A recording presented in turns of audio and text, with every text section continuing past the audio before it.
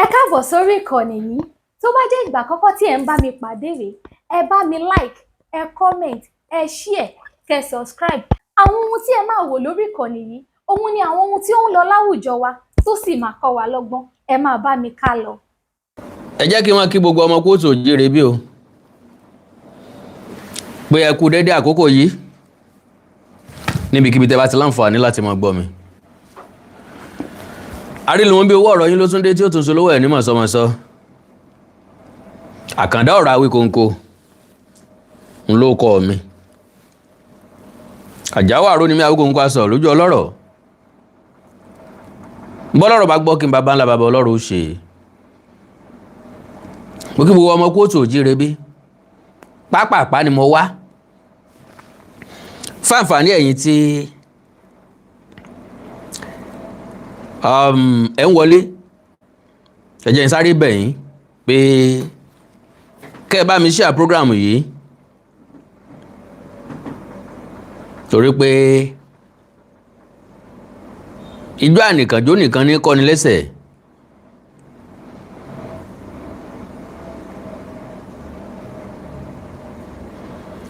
Ijó àjùmọ̀jó ní gbayì. Ẹ bá mi share program yẹn. Mo mọ̀ pé ọ̀pọ̀lọpọ̀ àwọn èèyàn ti sùn tàbí kí wọ́n ti máa múra àti sùn, ṣùgbọ́n bí mi ò bá wí lónìí yóò di nǹkan míì lọ́la. Àní kájèkúrò ọ̀ràn kọ́tán àwọn èèyàn wá tó ń kọrin kọ́tán lajá ńlá mi. Ọ̀rẹ́ mi ò pìtàn lẹ̀ Ìbàdàn, òun ló dé pẹ̀lú odíkejì ìtàn. Ṣé ẹ gbàgbé bíbí rọ́bà ti ń pọ̀jù àmọ́ fẹ́ jọ òótọ́ n tó gbé mi wá nìyẹn o. A ti sọ àwọn ìtàn kan sẹ́yìn. Èmi ò fẹ́ bèsì program mi lórí ìtàn, but unfortunately bó olóòṣògùn kà mọ́ ẹni tí ó jẹ́wọ́ yóò mọ̀ béèrè gbọmọgbọmọ yóò mọ̀ béèrè lemọ́lemọ́. So kí lọ̀rẹ́ wa sọ? Màá pìlẹ̀ ẹ̀kọ́ ń kóló, màá sọ̀rọ̀ díẹ̀ lórí ẹ̀. Àtèmi àtẹ̀yin ó sì lọ fi ẹ̀gbẹ́ lélẹ̀ láti máa múra fún iṣẹ́ ọ̀la. Iṣẹ́ tèmi kò lásìkò ìsinmi. Ọlọ́run aláàánú nìkan ni máa ń fún ẹ̀dá nísinmi. A bẹ̀ Ọlọ́run kó fún gbogbo wa nísinmi. Ìsinmi kan wá sí jó ìsinmi lẹ́yìn làálàálẹ̀ ayé yìí. Ta ló wá mọ̀? Ọ̀túnba Rafi Yusuf, God bless you. Ta ló wá mọ̀ bóyá a sinmi lọ lẹ́yìn ikú? Káyé tanra wa. Kò sẹ́ni tó délé kan tó mọ bí ó ṣe rí. Having said that, ṣé gbàgbé adájọ́ mọ́tàsí asọ̀rọ̀ mọ́yẹ̀ bọ́ bá sọ ní ẹjá gbìyànjú ẹ̀, ẹjá ń wá wọn, ẹjá wárú wọn. So now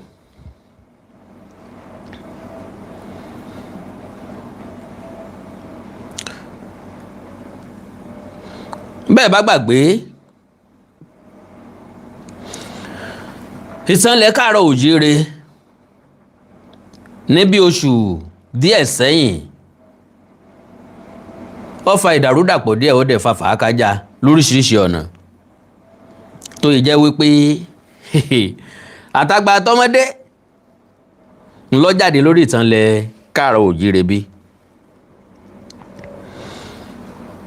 Àwọn pòfẹ́sọ̀ wọ́n dá sí i. láti tàn mọ́lẹ̀ sí ọ̀pọ̀lọpọ̀ nǹkan. Kò wá sẹ́ni tó sọ̀tàn tí ò rí sọ nínú gbogbo ilẹ̀ káàárọ̀ òjìrì pátápátá lásìkò tá a drag ẹ̀. Ńlá àwọn èèyàn kan fi wá pè mí sákèésí tàbí pẹ̀tù sí mi lọ́kàn tàbí pàrọwà fún mi because I am nothing. N bá sọ pé wọ́n ń bẹ̀ mí, no, I am nothing. Mo wá proof ọmọlúàbí, mo gbọ́ràn sí wọn lẹ́nu pẹ̀lú àdéhùn pé àwọn tó kù wọn ó bá wọn sọ̀rọ̀. Nínú àwọn tí mo dárúkọ pé wọ́n dá gbogbo rògbòdìyàn ilẹ̀, ọ̀rẹ́ mi Òpìtàn ilẹ̀ Ìbàdàn ó ń bẹ láàrin wọn torí pé ọ̀pọ̀lọpọ̀ nǹkan tó ṣẹlẹ̀ gan orí rẹ̀ ló ti wá, ló ti bẹ̀rẹ̀, orí rẹ̀ ló ti wáyé. So a tún ọ̀pọ̀lọpọ̀ ọ̀rọ̀ ń gbà yẹn. Bẹ́ẹ̀ bá rántí dáadáa, láàrin ọjọ́ bíi díẹ̀ òun stọ́ọ̀pù tàn, èmi stọ́ọ̀pù tàn, ṣùgbọ́n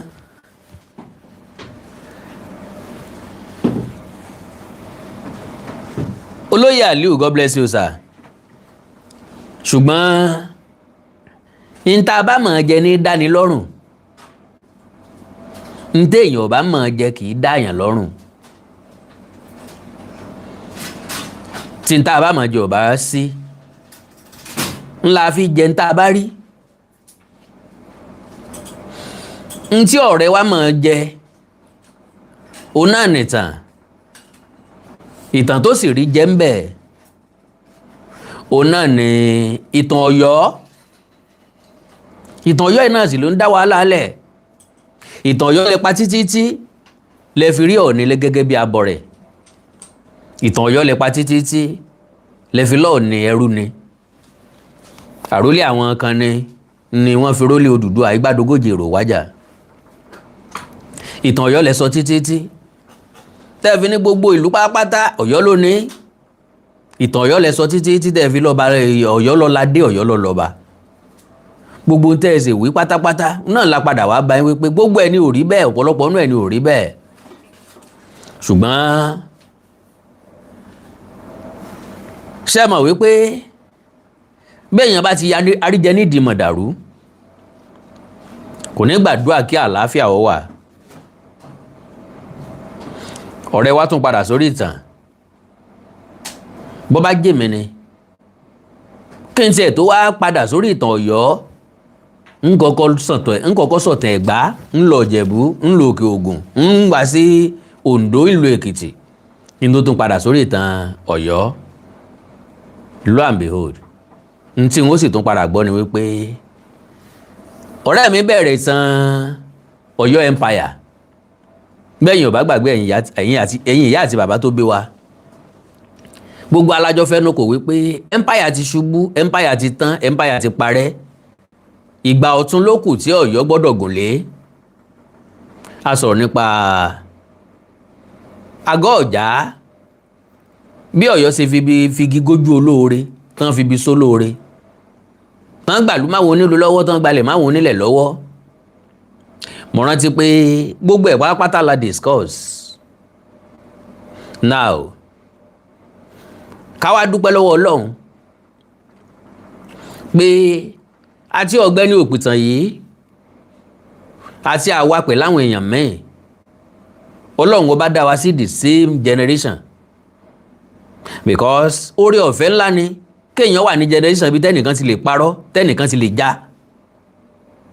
Kò ní dá kọjá generation téèyàn ti lè parọ́, táwọn èèyàn tí ó gbọ́ tàbí àwọn èèyàn tí ó wò tí wọ́n sọ pé òótọ́ ní sọ torí pé wọn ò mọ̀, torí pé kò yé wọn, torí pé wọn ò sí ń bẹ̀. So ká dúpẹ́ olórí àdá tí wọ́n pé olórí àdá rèrè àrè lọ́wọ́ Ọlọ́run tó pín wa sí the same generation. Now kí lọ̀rẹ́ mi sọ nígbà tí ń sọ̀tàn, ó fẹ́ sọ̀tàn Àtìbà. Ó ní ìyá Àtìbà kì í ṣe ẹrú bí àwa òpùrọ́ kan ṣe sọ, gẹ́gẹ́ bó èlò nìyẹn, báwọn òpùrọ́ onítàn kan gbọ́n ṣe sọ. Èmi wá fẹ́ establish ẹ̀ pé ẹrú ni ìyá Àtìbà. And mo ní advice fún Ọ̀yọ́, àwọn àgbààgbà Ọ̀yọ́ pẹ̀lú Aláàfin ẹ lọ jókòó láti ṣàtúnṣe nǹkan ẹyọ kan, ẹ lọ ṣàtúnṣe àti ọjọ́ tí Abíọ́dún Adégòólú jáde ayé. Ẹni Abíọ́dún Adégòólú jáde ní 1789, ẹni wọ́n bí Àtìbà ní 1800, that is 11 years interval. Okay, now ọ̀rẹ́ mi ní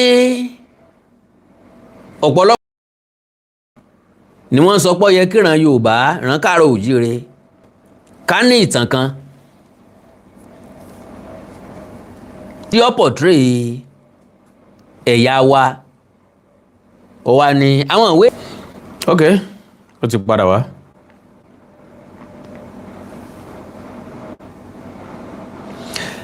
Now, so it's just to drop it tonight. So ìwọ̀n bẹ́ẹ̀ yín ìyá àti bàbá mi, ẹ̀gbọ́n mi tẹ́ bá wọlé, ẹ bá mi pín program yẹn, ẹ jẹ́ kó rìn díẹ̀. God bless you. Gbogbo nǹkan tá à ń ṣe tó dìran tí ń bọ̀ lẹ́yìn ni. So gẹ́gẹ́ bí advice mi fún Ọ̀yọ́, gbogbo àgbààgbà Ọ̀yọ́ àti Aláàfin, òun ni pé ẹ ṣàtúnṣe lórí ẹ̀. You can change the date. Pé okay o, àwọn tó gbé sórí ìtàkùn ayélujára ló ṣe mistake. Torí tẹ́ bá ṣàṣẹ ìdọ́là ní tó máa sọ ni wípé Aláàfin Adégòólú kú ní 1789, wọ́n bí Àtìbà ní 1800. Now ẹ jẹ́ àkọ́kọ́ gbọ́rọ̀ tí ọ̀rẹ́ mi sọ kí n tó wá establish ẹ̀, torí pé ìwé tó ń kà tó fi ń sọ̀tàn same ìwé ọ̀hún ó ń bẹ lọ́wọ́ tèmi náà. Ẹ má gbàgbé pé mo sọ̀rọ̀ kan lẹ́nu ọjọ́ mẹ́ta yìí pé ẹ̀rù ń bà mí bó ṣe jẹ́ pàwá péréte la ní àwọn ìwé kan lọ́wọ́ tó lè ran àwọn ìran tí ń bọ̀ lẹ́yìn wá ọ̀la, tó lè ràn wọ́n lọ́wọ́. Mo wá láyà mi ń já. So ìwé ọ̀hún máa wà lọ́wọ́ àwọn èèyàn kọ̀ọ̀kan o, but àwọn èèyàn tó wà lọ́wọ́ wọn ò tó nǹkan. Ẹ má bínú, ẹ jẹ́ n wò bóyá mo lè ráwọn èèyàn bíi méjì mẹ́ta pè wọlé sí kárìn kápọ̀ yẹni.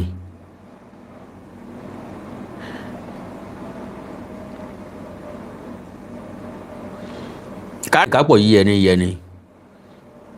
So kéèyàn máa parọ́ kó máa sọ confidently, kó máa sọ bí ẹni pé ní tóun bá ti sọ nìkan ni original, ntáwọn tó kù bá sọ kò sọ̀rọ̀ ńbẹ̀, aláàlọ́ lẹ̀ ń pa. Ẹ bá mi táàgì ẹ̀yin tẹ́ bá wọn bá ṣe wọ́n ń táàgì èèyàn o. Ìgbà náà sọ pé kóńkó kan dé pẹ̀lú wàhálà, ọ̀rọ̀ wàhálà kọ́ lélẹ̀ o, ọ̀rọ̀ kábàárà sòótọ́ ọ̀rọ̀ ni o.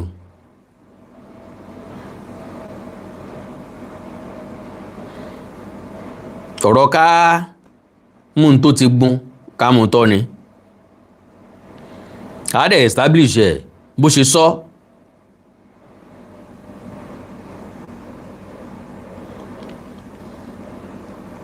Èmi àtẹ̀yìn ọ̀dẹ̀ jọ rí pé kò sí ní tó wà malicious nínú ní tí mo fẹ́ sọ tàbí ní tí mo fẹ́ ṣe. Sorry, okay. Now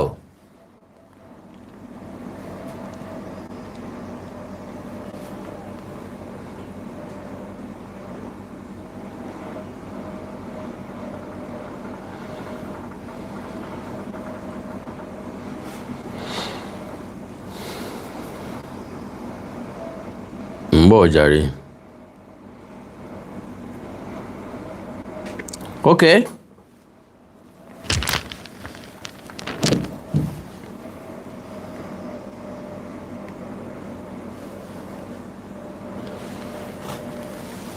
Jagunjagun làwọn Aláàfin, àwọn ọmọ wọn sì máa ń bá wọn lo ogun, àwọn ayaba máa ń bá wọn lo ogun, àwọn ọmọ wọn bá wọn lo ogun, àwọn ayaba ń bá wọn lo ogun. Àwọn Ọ̀yọ́mèsì náà máa ń lo ogun. Nígbà Aláàfin tiẹ̀ ti lo ogun, kí làwọn Ọ̀yọ́mèsì ọmọ ọdún ṣe ń lé mọ́? Pèlè tàṣẹpẹ́ tó wá jẹ́ olórí gbogbo ogun general ẹni bá sọ̀rọ̀.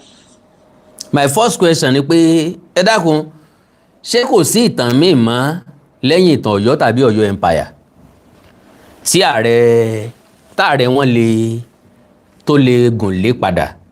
I'm very very sorry to use that language because ìtàn Ọ̀yọ́ empire tó ń sọ yẹn èmi náà sọ̀tàn Ọ̀yọ́ empire má bẹ̀rẹ̀ ìtàn Ọ̀yọ́ empire. So now ó ní àwọn Aláàfin máa ń lọ sógun, àwọn ìyàwó wọn máa ń lọ sógun, àwọn ọmọ wọn máa ń lọ sógun. Kí ló dé táwọn Aláàfin fi ń lọ sógun? Ẹja gbọ́ wájú díẹ̀. Ọwọ́ Basọ̀run lágbára ogun wà. Basọ̀run lè lo ogun k'Aláàfin ọmọ lọ, ṣùgbọ́n èèwọ̀ ni Aláàfin ò ní lo ogun kí Basọ̀run ó dúró lé.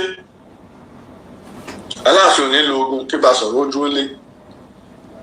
Ìdí náà nítorí pé empire ni. Ìgbà t'Ọ̀yọ́ bẹ̀rẹ̀, Ọ̀yọ́ bẹ̀rẹ̀ gẹ́gẹ́ bí empire. That is number one. And secondly, Aláàfin máa ń lọ sógun, ìyàwó Aláàfin máa ń lọ sógun, ọmọ Aláàfin máa ń lọ sógun. Kí ló mú wọn lọ sójú ogun? Because ó rọrùn fún Aláàfin, ó rọrùn fún ẹni ọba láti sígun fáwọn ológun ẹ̀ kí wọ́n lọ jagun. Èmi rí wípé n tí ń gbé Aláàfin lọ ó ní àìnítẹ́lọ́rùn, lack of trust. Pé n tán bá mú tójú ogun bọ̀ wọn ò ní pín dọ́gbadọ́gba tàbí kán mọ̀ kó gbogbo ẹ̀ délé tàbí kán ti pín lójú ọ̀nà. Kò sí ẹni tó máa sọ fún mi pé ó wu òun láti fi kúrun mọ́ ẹni tó wà nípò ọlá, ẹni tó wà nípò ọba, kó wá sọ pé ó wu òun láti lọ fi kú ṣèfàjẹ, torí pé ọ̀pọ̀lọpọ̀ Aláàfin ló kú sójú ogun. Oríṣi àwọn Aláàfin kọ̀ọ̀kan kú sójú ogun. Are you getting me? So lack of trust ń ló ti Aláàfin sójú ogun. Mo fẹ́ mójú mi débẹ̀, n ó kẹrù fúnra lára mi, torí pé àwọn Aláàfin ò níṣẹ́. Ẹ gbọ́rọ̀ tó ń sọ o. Bí àwọn ọba ńlá ṣe ní empire ṣe rínú àwọn a máa lo ogun. Torí pé kílẹ̀ wọn kọ́ mọ̀ bọ̀ kọ́ làwọn ọmọ dínkù. Ojúṣe wọn kìí ṣe pé wọ́n fẹ́ dáàbò bo lẹ́wọ̀n nìkan, wọ́n fẹ́ gbà kún. Ṣé ẹ ti gbọ́rọ̀ báyìí nísìnyí? Náà ìdí tán fi ń jagun ni pé kí ilẹ̀ wọn mọ̀ bọ́ kọ́ làwọn mọ̀ parun. Ojúṣe wọn kìí ṣe pé wọ́n fẹ́ dáàbò bo lẹ́wọ̀n, ṣùgbọ́n wọ́n fẹ́ gbà kún. Now, to the best of my understanding, gbogbo ìlú kọ̀ọ̀kan tí ń bẹ nílẹ̀ Káàárọ̀ Oòjíire lónìí ló expand fúnra lára ẹ̀. Àwọn èèyàn ń ralé sí new site, àwọn èèyàn ń ralẹ̀ sí new site, wọ́n ń kọ́lé sí, ìlú expand, ìlú ń tóbi sí. Kí ló dé táwọn Aláàfin yẹn ò lo tactics yẹn gbà yẹn kí wọ́n extend ìlú wọn instead tí wọ́n fi lọ ń gbàlú onílùú, tí wọ́n fi ń pa àwọn èèyàn kan, tí wọ́n fi ń kó àwọn èèyàn kan lẹ́rú láti jẹ gàba lé wọn lórí, láti gbàlú wọn mọ́ tiwọn. Torí pé àwọn Aláàfin ìgbà náà ò níṣẹ́, wọn ò mọ̀ ní oko ríro, wọn ò mọ̀ ní oko dídá. Kíní ẹ̀dẹ̀ sì kọ́mọ̀ lọ́yọ́ lónìí. Ọ̀yọ́ máa ń gbègbè ayé bí àlùmọ́jìrì. Mo gbé láàrin wọn lọ wò dáadáa lálẹ́ yìí nìsín ìwọ̀nba pélé mọ́ ní ìdílé tó máa ń dáná oúnjẹ alẹ́ nínú ilé lọ́yọ̀ọ́, àràjẹ ni wọ́n máa ń rà. Àwọn àlùmọ́jìrì ló máa ń gbèrúgbè ayé bẹ́ẹ̀. Àràjẹ ni wọ́n máa ń rà, wọ́n máa ń fà àwọn ọmọ lówó oúnjẹ láàárọ̀ ni. Go and ask. Wọ́n máa ń háwó oúnjẹ láwọn ọmọ lọ́wọ́ láàárọ̀. Tó bá tún dalẹ́ náà wọ́n á háwó oúnjẹ lé wọn lọ́wọ́. Ọ̀sán ni wọ́n máa ń sábà jẹ àmàlà ń gbà mí.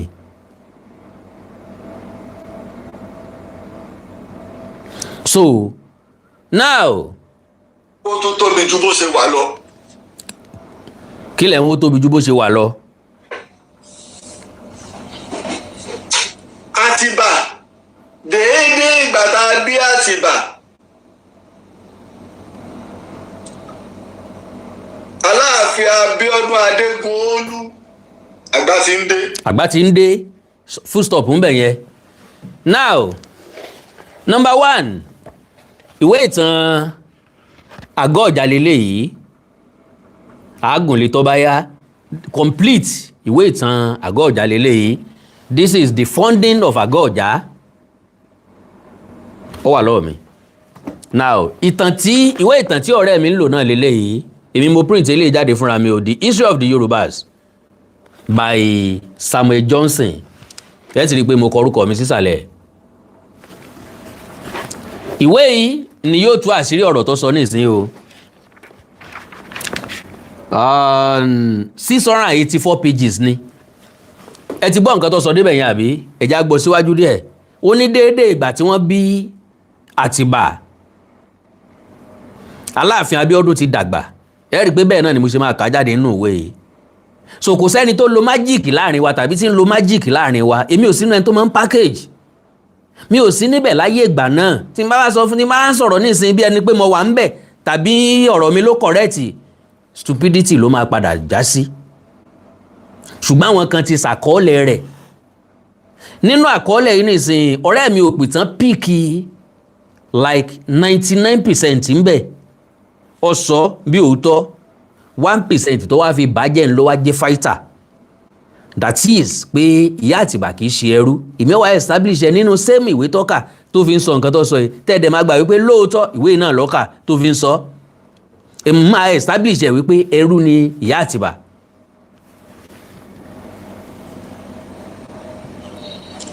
Ìyá rẹ̀ ṣẹrú. Ẹ gbọ́. Bí àwọn òpùrọ́ òpìtàn kan ṣe sọ. No. Ìyá rẹ̀ ṣẹrú bí àwọn òpùrọ́ òpìtàn kan ṣe sọ. Ní tó gbé mi wá gangan nìyẹn. Ìyá rẹ̀ ṣẹrú bí àwọn òpùrọ́ òpìtàn kan ṣe sọ. Ó rí fáṣà wá. Ní tó gbé mi wá náà nìyẹn. Mo dẹ̀ wá establish ẹ. Kò sí àkọọ́lẹ̀. Ó ní kò sí àkọọ́lẹ̀. Ẹ ń bá ní original version The History of the Yorubas by Samuel Johnson.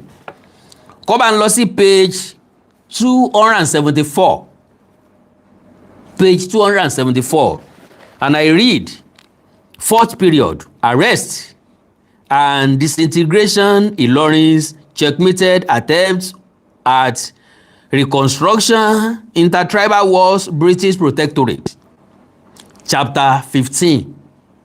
Wọ́n pè title ẹ̀ ní The New City and New Government. Prince Atiba, his early life and history. Complete ìtàn Atiba ló wà níbí yìí. Ọ̀rẹ́ mi nínú ọ̀rọ̀ tó sọ nísìnyí ẹ rí àwọn ilé tó dóòtọ́ ọbẹ̀ tó píìkì ẹ máa gbọ́ o. Prince Atiba was the son of King Abiodun by an Akeetan woman. According to one account, he was born in the city of Oyo. His father died when he was but a child, and when Abiodun's children were being ill-treated by King Aule, his mother fled with him to her own hometown in the country. But another account was of a more romantic interest and is more probable as being characterized of that age. According to this account, his mother, a slave at Gudugbu, was given as a hostage to the Aalafin of Oyo. To the Aalafin of Oyo, she had an intimate friend who was much distressed by separation. Ẹ jẹ́ n play ọ̀rẹ́ wa síwájú ẹ fi mọ̀ wípé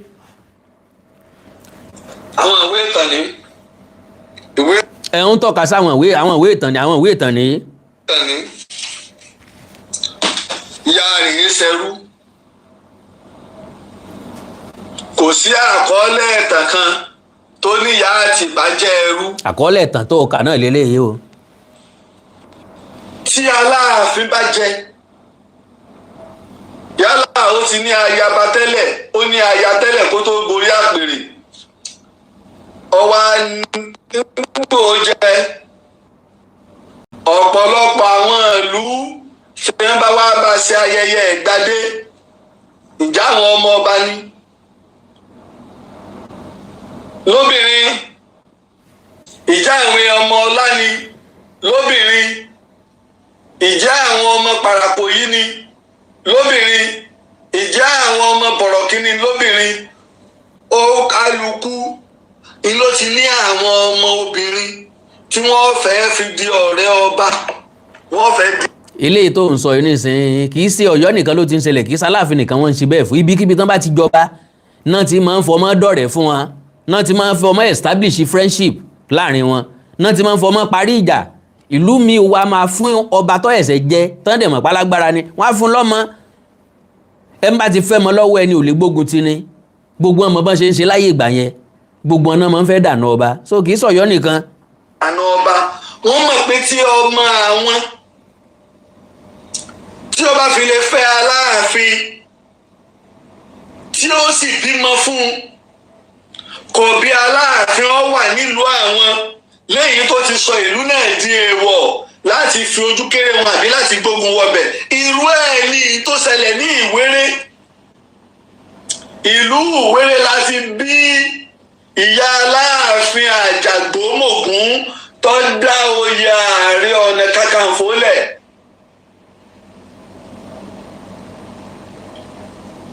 irú ẹ̀ náà ló wá ṣẹlẹ̀ ní Àkéètán tó jẹ́ wípé ibẹ̀ ni wọ́n ti bí ìyá Àtìbà.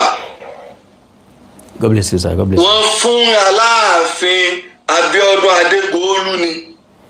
ọlọ́run fún Aláàfin Abíọ́dún Adégoolú ni. wọ́n fún Aláàfin Abíọ́dún Adégoolú. ìdí inú tọ́rẹ̀ rẹ̀ fi wá lọ tí ọba wa jẹ́ ẹrú ọ̀rẹ́ rẹ̀ àtìgbà èwe tó fi wá wà lọ sí ààfin lọ́dún Aláàfin Abíọ́dún Adégoolú sí ẹrú nídẹ̀wò. now ọ̀rọ̀ tó sọ yìí ẹ jẹ́ n kọ́kọ́ kà jáde fún yín kí n wá explain nǹkan tó ṣẹlẹ̀ gangan.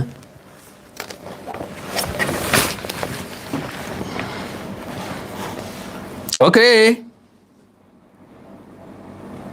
She had an intimate friend. Ẹ máa gbọ́ o, ó sọ̀rọ̀ nísìnyí wípé ọ̀rẹ́ ìyá Àtìbà pé ó wá sí ọ̀dọ̀ Aláàfin. Èmi náà ti sọ́rí. Now, pé ká ní ẹrú ni kò ní guts láti wá, má sọ bó ṣe ṣẹlẹ̀ ń tó ṣẹlẹ̀ ń bẹ̀. Bọ̀ ẹja gbọ́ ẹ rí i pé inú ìwé náà ló náà ti píìkì ẹ̀.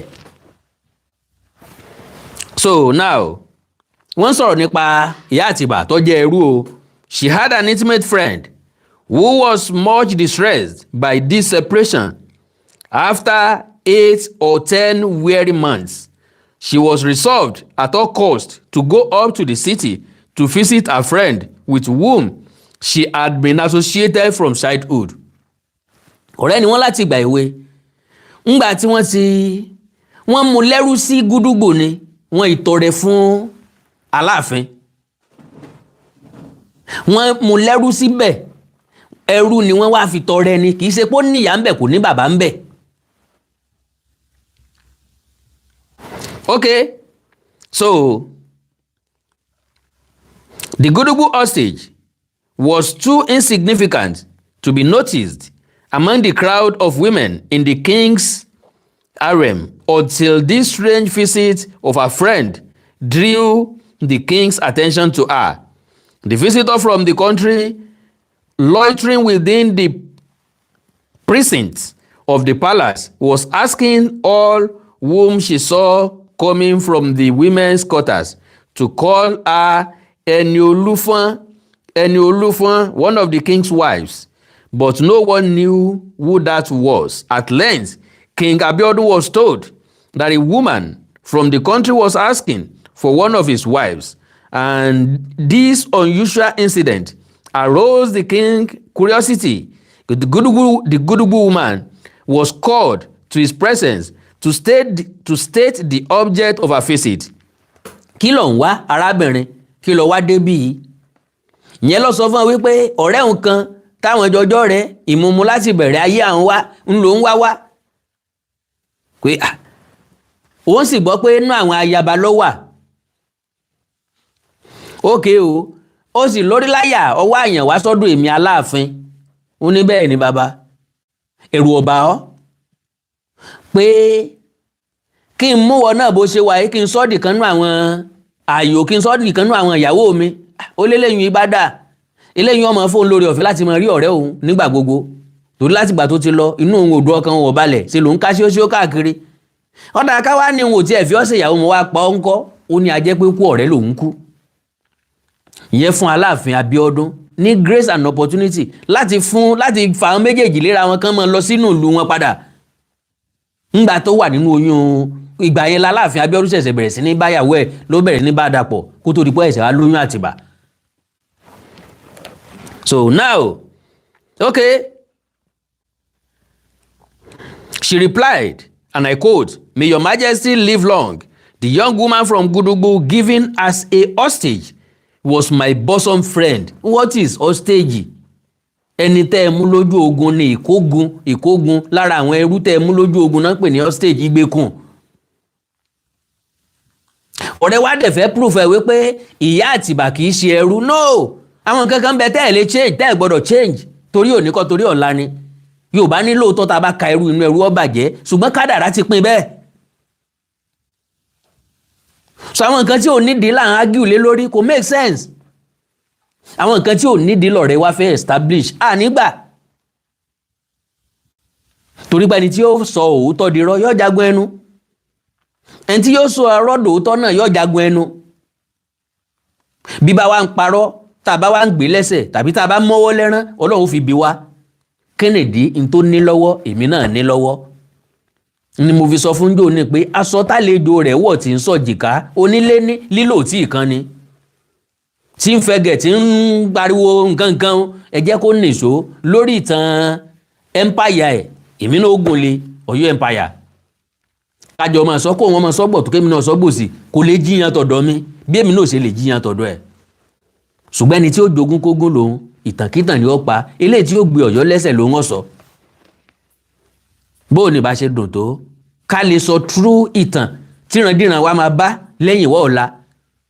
Àwọn kan ti manipulate ìtàn káwo tó dáyé, àwọn tó yẹ ká correct ẹ̀ náà la tún manipulate ẹ̀ sí i. Ẹrú ni ìyá Àtìbà, ìgbèkùn ni.